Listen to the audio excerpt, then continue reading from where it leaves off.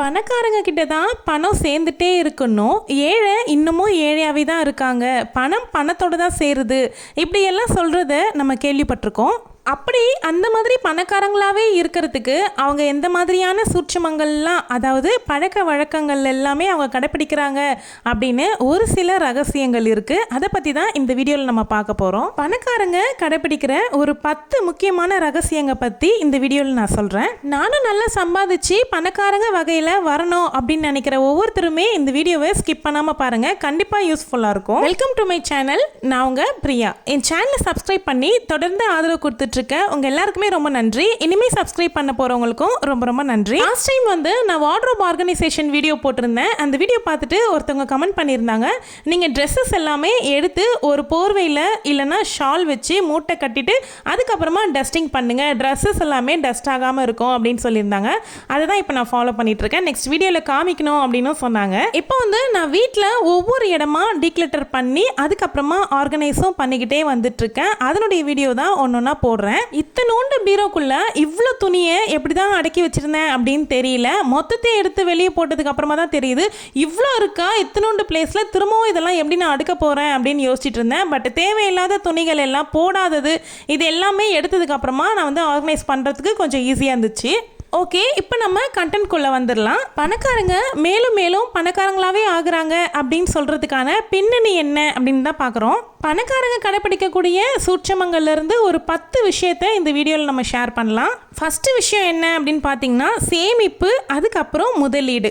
அவங்க எப்போவுமே வருமானத்தில் ஒரு பங்கை நிச்சயமாக சேமிச்சிருவாங்க. அது எந்த விஷயமா இருந்தாலும் பரவாயில்ல, சேமிப்புக்கு அப்புறமா தான் செலவு அப்படிங்கிறத கட்டுக்கோப்பாக வச்சுருப்பாங்க. அது மட்டும் இல்லாமல் சேமிக்கிறத பல்வேறு வகையில் இன்வெஸ்ட் பண்ணுவாங்க. நம்மளும் பணக்காரங்களா ஆகணும், இன்வெஸ்ட் பண்ணணும் அப்படிங்கிறதுக்காக நமக்கு தெரியாத வழியில் போயிட்டு நம்ம இன்வெஸ்ட் பண்ணக்கூடாது. நமக்கு தெரிஞ்சதில் நமக்கு நல்ல சேஃபான ஒரு விஷயத்தில் போய் தான் இன்வெஸ்ட் பண்ணணும்.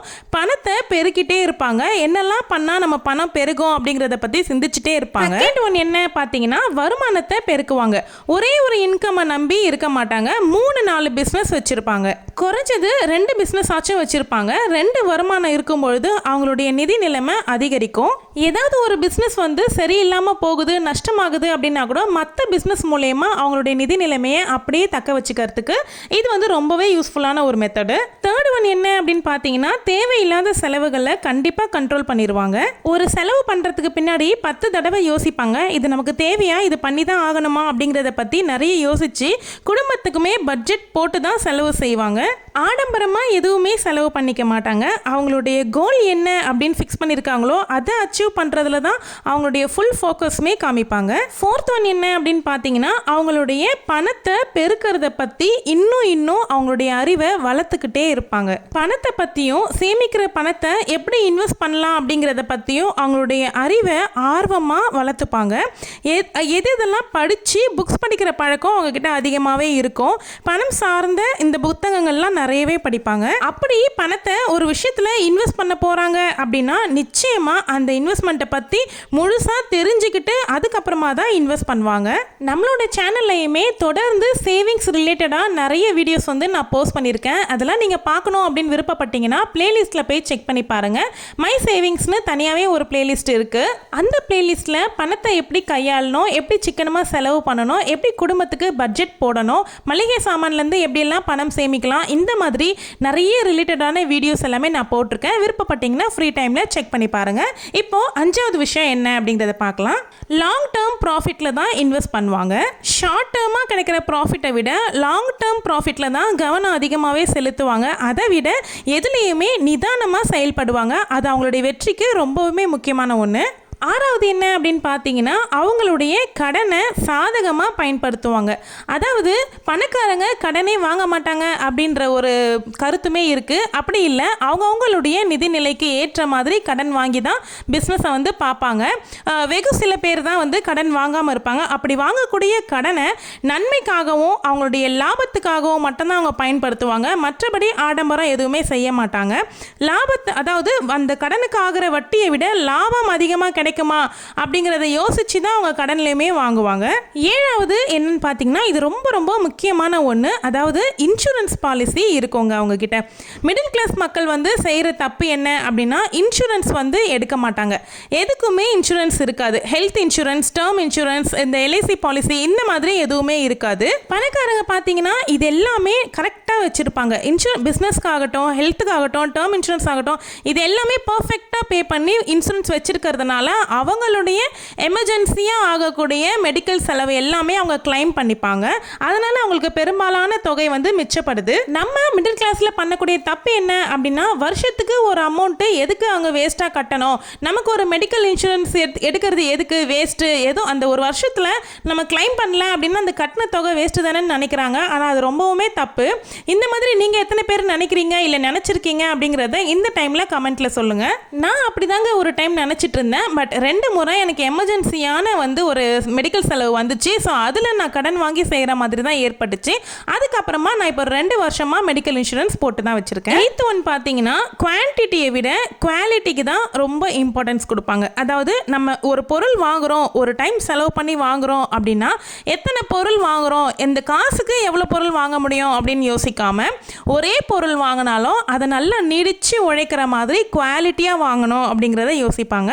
ஆனால் நம்மள நிறைய பேர் இந்த விஷயத்தை வந்து யோசிக்கவே மாட்டோம். இப்போதைக்கு இந்த விலை கம்மியானதை வாங்கிக்கலாம், ஃப்யூச்சரில் வேணும்னா இது ரிப்பேர் ஆயிடுச்சுன்னா வேறு வாங்கிக்கலாம் அப்படின்னு தான் நம்ம நினைப்போம். ஆனால் அவங்கள பொறுத்த வரைக்கும் அந்த மாதிரி யோசிக்கவே மாட்டாங்க.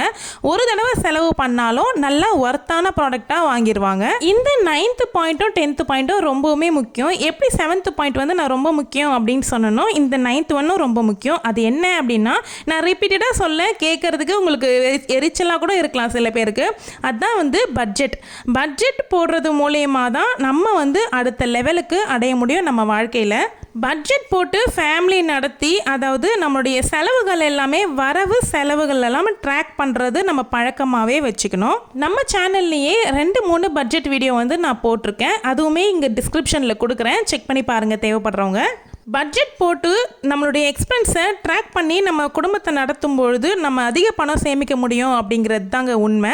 சேமிக்கும் பொழுது நம்ம வந்து அடுத்த வாழ்க்கையில் நம்மளுடைய அடுத்த படிகளை தொட்டுட்டே போயிட்டுருப்போம். 10th பாயிண்ட் என்ன அப்படின்னா, அவங்க வந்து எவ்வளோ தான் பணக்காரங்களாக இருந்தாலும் ரொம்ப ரொம்ப சிம்பிளாக இருப்பாங்க.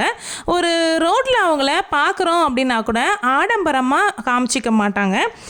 சிம்பிளிசிட்டியை ரொம்பவே மெயின்டைன் பண்ணுவாங்க, பந்தா பண்ணிக்க மாட்டாங்க. முக்கியமாக எல்லார்கிட்டேயுமே ரெஸ்பெக்டாக நடந்துப்பாங்க. ஒரு சிலர் வந்து இந்த பந்தா பண்ணுறது, ரெஸ்பெக்ட் இல்லாமல் இருக்கிறது, இந்த மாதிரி இருப்பாங்க. கமெண்ட் செக்ஷனில் வந்து சொல்லாதீங்க. பட் நிறைய பேர் கடைப்பிடிக்கிறது என்ன அப்படின்னா, அந்த சிம்பிளிசிட்டியை கடைப்பிடிப்பாங்க. நான் சொல்லியிருக்கேன் இந்த 10 ரகசியமே வந்து ரொம்ப முக்கியமானது அப்படின்னு தான் சொல்லுவேன். இதில் நீங்கள் எத்தனை ரகசியங்களை, நீங்கள் எத்தனை விஷயங்களை இதிலேருந்து நீங்கள் ஃபாலோ பண்ணுறீங்க அப்படிங்கிறத பற்றி நிச்சயமாக கமெண்ட்டில் ஷேர் பண்ணிக்கோங்க. அதை பார்க்குறவங்களுக்கு யூஸ் ஆகும். நீங்கள் இதை ஃபாலோ பண்ணி உங்களுடைய லைஃப்பில் அடுத்த கட்டத்தை நீங்கள் அடைஞ்சிருக்கீங்க அப்படின்னா சந்தோஷமாக கமெண்ட்டில் ஷேர் பண்ணுங்கள். இன்னும் ஒரு 2 போனஸ் பாயிண்ட் வந்து பார்க்கலாமா? மேஜரான பாயிண்ட் என்ன அப்படின்னா, இயர்லி மார்னிங் எந்திரிக்கணுங்க. நம்ம விடியற் காலை அப்படிங்கிறது, அதாவது அதிகாலை பிரம்ம முகூர்த்தம் அப்படின்னு சொல்லுவோம் பார்த்தீங்களா, அந்த இயர்லி மார்னிங்கில் அது ஒரு மேஜிக்கல் டைம்னு தான் சொல்லணும். வாழ்க்கையில் வெற்றி அடைஞ்சவங்கள போய் கேட்டிங்க அப்படின்னா உங்களுடைய பழக்கம் என்ன அப்படின்னு கேட்டிங்கன்னா, நான் வந்து அதிகாலையில் எந்திரிச்சிருவேன். எனக்கு வந்து சண்டேவோ இல்லை சாட்டர்டேவோ, லீவ் டேவோ, ஒர்க்கிங் டேவோ எல்லா நாளும் நான் அதிகாலையில் எந்திரிப்பேன் அப்படிங்கிறது தான் அவங்களுடைய ஃபஸ்ட்டு விஷயமா இருக்கும். ஆனால் உண்மையாகவே அதுதாங்க உண்மை. அந்த டைம் வந்து ரொம்ப மேஜிக்கலான டைமு. அடுத்த இன்னொரு போனஸ் பாயிண்ட் என்ன அப்படின்னு பார்த்தீங்கன்னா, ஆல்வேஸ் திங்க் பாசிட்டிவ்ங்க.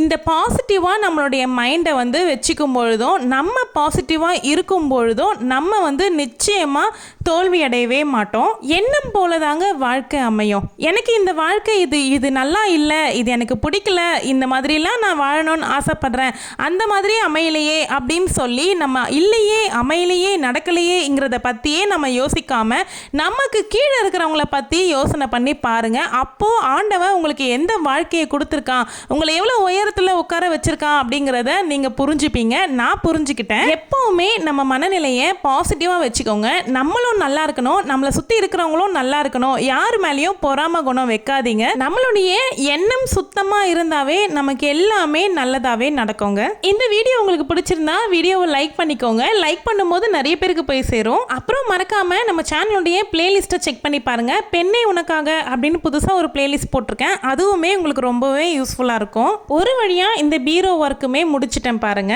தேவையில்லாததெல்லாம் தூர போட்டாச்சு, முக்கியமானது மட்டும் வச்சுக்கிட்டேன். இப்போ நல்லா இருக்கு பார்க்கறதுக்கு. தேங்க்யூ.